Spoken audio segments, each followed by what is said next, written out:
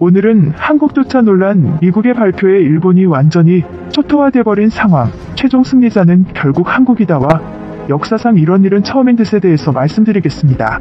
코로나 사태가 잦아들 기운이 안 보이고 있습니다.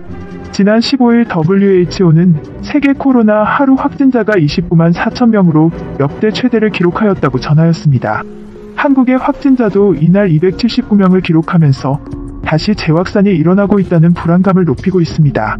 한국이 가장 코로나 방역을 잘한 국가로 손꼽히고 있지만 코로나 바이러스는 계속해서 변종 바이러스를 만들어내며 확산세를 넓히고 있는데요. 백신이 나오지 않으면 더 이상 코로나 사태를 잠재울 수는 없을 것으로 예상되고 있습니다. 이러한 가운데 세계 각국은 백신을 선점하기 위해서 이권 다툼을 시작하였는데요. 미국 등 일부 선진국들이 코로나 백신을 싹쓸이할 것으로 전해지면서 이에 대항해 지난 6월 유럽연합과 일본 그리고 한국이 코백스 퍼실리티를 설립하며 백신 확보에 나서고 있습니다. 지난 11일 기준 코백스 퍼실리티가 확보한 백신은 2021년까지 20억 개분을 확보하였고 한국은 이에 따라 백신이 개발되면 인구의 20%인 1,000만 명분을 공급받을 수 있게 됩니다. 코백스는 백신 공동구입 자금을 사전 출자하는 조건으로 이달 말까지 참가국을 모집하고 있고 현재 한국, 일본, 영국, 노르웨이, 캐나다, 아르헨티나 등 75개국이 참가를 약속했습니다. 한편 최근 러시아에서는 세계 최초로 코로나 백신을 승인했다고 발표하였는데요. 푸틴은 러시아에서 개발한 세계 최초의 코로나 백신을 자신의 딸도 접종했다고 밝혔습니다. 하지만 이 백신은 3차 임상 시험도 진행하지 않았기 때문에 부작용과 효과에 대해서 여전히 미지수인 상황이죠. 이렇듯 세계 정세는 코로나와 코로나 백신으로 인해 아비규환이라고 해도 될 만큼 혼란스러운 상황인데요. 이러한 상황에서 코로나 백신의 개발이 어느 국가에서 개발이 되더라도 한국이 최종 승리자가 될 것이라는 예측이 나오고 있습니다. 지난 17일 앞서 말씀드린 코로나 백신을 세계 최초로 승인했다고 발표한 러시아 측이 한국 기업 2곳과 위탁 생산을 위한 협상을 진행하고 있다고 밝혔습니다. 러시아가 개발한 백신에 대해서는 효능과 안전성에 대한 논란이 있으나 러시아는 브라질, 필리핀 등 20개 나라로부터 이미 10억 회분에 대한 1차 주문을 접수했다고 전했습니다.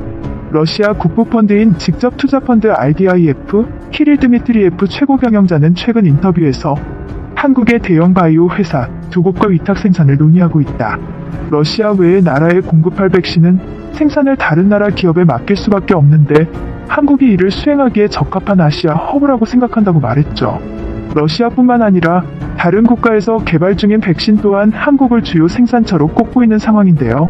미국, 러시아, 중국 등 세계 각국에서 백신 개발에 뛰어든 기업이 167팀에 달하는 것으로 전해졌습니다. 글로벌 코로나 백신 개발 프로그램을 운영 중인 세계 백신 면역연합 GAVI 버클리 CEO는 인터뷰에서 백신을 효율적으로 대량 생산할 수 있는 나라는 몇 군데 없습니다. 한국이 그중 하나이며 한국 기업들이 어떤 방식으로든 코로나 백신의 글로벌 생산과 공급에 참여하기를 기대하고 있습니다고 말했습니다.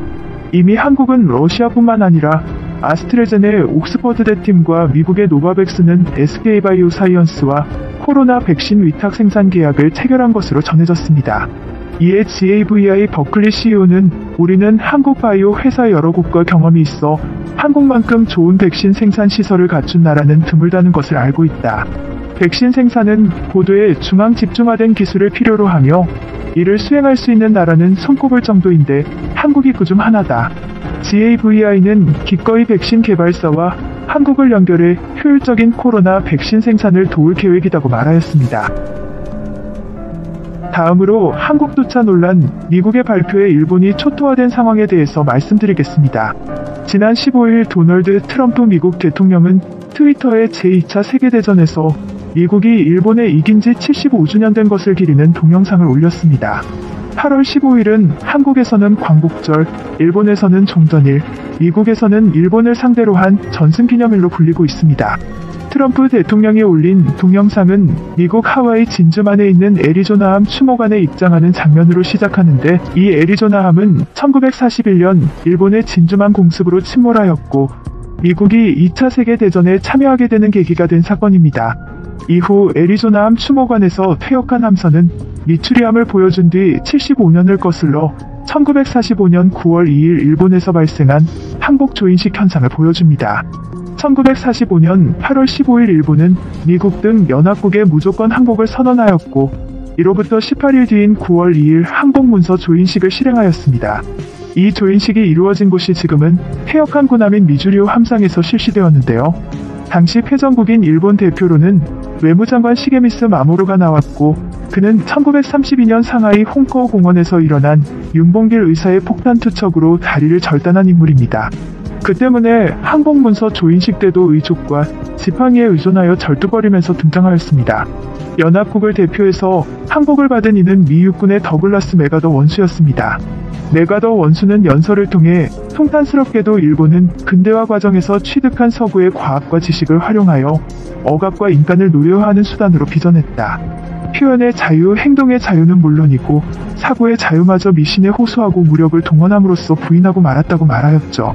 트럼프가 게시한 이 영상은 150만 명 이상 시청하였고 6만 5천여 개의 좋아요 표시를 받기도 하였습니다. 이와 같이 일본은 과거를 기억하고 자신들의 패전 당시처럼 잘못을 인정하고 반성해야 함에도 불구하고 세월이 지남에 따라 일본은 아나무인의 자세로 점점 더 변모하고 있습니다. 근대화 시기를 거치면서 일본은 현재 전 세계에서 막대한 영향력을 끼치는 국가로 발전하였는데요. 하지만 최근 일본은 버블 경제 이후 점점 더 몰락의 길을 걷고 있습니다.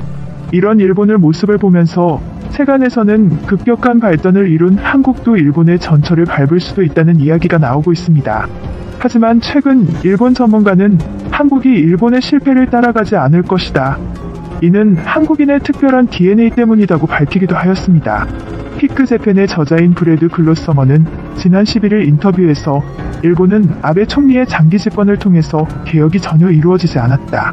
인구, 경제 침체 등 구조적인 문제가 심각해졌고 일본이 개혁을 통해 다시 태어날 가능성이 극도로 낮아졌다.